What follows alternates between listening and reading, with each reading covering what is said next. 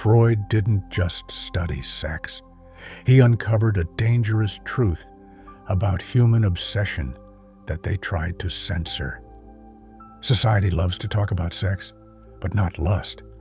In a world where desire is shrouded in taboo, we're forced to hide our raw lust, leaving us with unspoken guilt and unfulfilled yearning. Conventional wisdom tells us to repress these urges, yet beneath that silence lies a potent force shaping our very being. This isn't about sex, it's about the obsession controlling your scrolls, your clicks, your midnight binges. You're not horny, you're bored. Freud cracked this code 100 years ago, and today we're living his worst-case scenario. We'll dive into Freud's forbidden essays through scandalous case studies, revealing how ancient obsessions mirror modern dopamine addictions. Prepare to challenge everything you thought you knew about desire. Let's start with Freud's forbidden case studies. In 1905, he wrote 3 essays on the theory of sexuality, and society lost its mind. Why? Because Freud challenged everything we assume about sex and exposed lust as more than sex. It's a primal force driving art, guilt, even your Instagram addiction. Take Anna O., his star patient. She wasn't hysterical. She was repressed. She was obsessed with forbidden desires. And guess what? You're no different. In his 3 essays on the theory of sexuality, he argued that lust is not a mere physical urge. It is an all-consuming force, an obsession that governs our behavior from the shadows. Yet, hidden within these texts is a dangerous truth. The suppression of our raw desire does not free us, but rather chains us to a cycle of guilt and unspoken passion. Freud dared to reveal that what we call normal is simply society's way of keeping a powerful, almost primal energy under lock and key. Freud called this libido, not just sexual energy, but the fuel for every craving. Want that promotion? Libido. Obsessed with TikTok? Libido. Your brain doesn't care if it's healthy, it just wants more. These case studies, while shocking, serve to illustrate a recurring truth. When we suppress our natural urges, we only intensify them in secret. The more society tells you to hide, the more these forbidden passions consume you. In Freud's eyes, this wasn't just about sex. It was about power, control, and the psychological cost of repression. Each case is a mirror reflecting the dangerous dance between desire and denial, a dance that continues to shape human lives even today. Freud's pleasure principle is alive and well in our modern world. Our minds are bombarded by a constant stream of dopamine, courtesy of social media, online porn, and endless notifications. Just as Freud warned of repressed desires breaking free, these modern addictions hijack our natural impulses, turning lust into a commodity. Every scroll, every click feeds an insatiable hunger for instant gratification. That's your libido hijacked by algorithms. Neuroscientists call it dopamine loops. Freud called it the death drive, a self-destructive urge to repeat pain. Sound familiar? Modern technology magnifies our deepest urges, creating an environment where the line between healthy desire and obsessive addiction becomes dangerously blurred. As we witness people sacrificing genuine connection for virtual stimulation, the parallels are unmistakable. The very mechanisms that once were hidden in the pages of forbidden essays now operate at the speed of light. And here lies the ultimate question. Is this digital lust a superpower that propels us into a new era of freedom?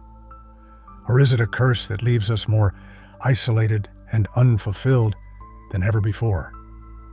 With each passing moment, as we trade authentic experiences for fleeting digital highs, we risk not only our mental health, but also the very essence of what it means to be human. Freud's censored insights offer a roadmap, a warning that ignoring these ancient truths may come at a steep price in our hyper-connected world. Your phone isn't a tool, it's Freud's couch, and you're the lab rat. You think you're choosing? You're compelled. And here's the kicker. Freud predicted this. He wrote, "Civilization demands repression." But what happens when repression becomes addiction? Freud called it the repetition compulsion, a haunting urge to replay pain. You see it in trauma survivors. You see it in your Netflix queue. Why do you doom scroll after a bad day? Freud said it's your brain's way of mastering chaos. But here's the twist. You're not mastering it. You're feeding it. Obsession isn't freedom. It's a cage. And you're the one holding the key. Freud's darkest theory, the death drive. It's not about dying. It's about self-sabotage. Why do you procrastinate? Why do you binge when you're stressed? Because part of you craves destruction. Freud called it thanatos, the urge to return to nothingness. And in a world of endless notifications, it's never been stronger. Your brain isn't broken, it's exhausted. And Freud's solution? Sublimation, turning your darkest urges into art, into work, into life. Your darkest urge isn't a curse, it's a superpower. Lust, obsession, even self-destruction, they're raw energy. Redirect it, and you create. Repress it, and you crumble. The choice is yours. You're thinking, Freud's outdated. This doesn't apply to me. Fair. But here's the thing. Freud's crazy theories predicted your Instagram addiction, your midnight binges, your endless scrolls. He didn't have TikTok, but he understood the why behind your cravings. And if you're still skeptical, ask yourself this. Why are you still watching? Freud's patients were trapped by repression. You're trapped by algorithms, different cages, same lock. And the key? It's not in your phone. It's in your mind. Recognizing the profound impact of lust and dopamine on our lives is the first step toward reclaiming control. By understanding these forces, we can harness them to enrich our experiences rather than letting them dictate our actions. I challenge you. Reflect on how these elements shape your daily life. Share your thoughts in the comments below. Is lust a superpower that drives innovation and connection, or a curse that leads to obsession and distraction? Your insights could be the key to someone else's journey. This isn't therapy. It's a two-step fix. Recognize the loop.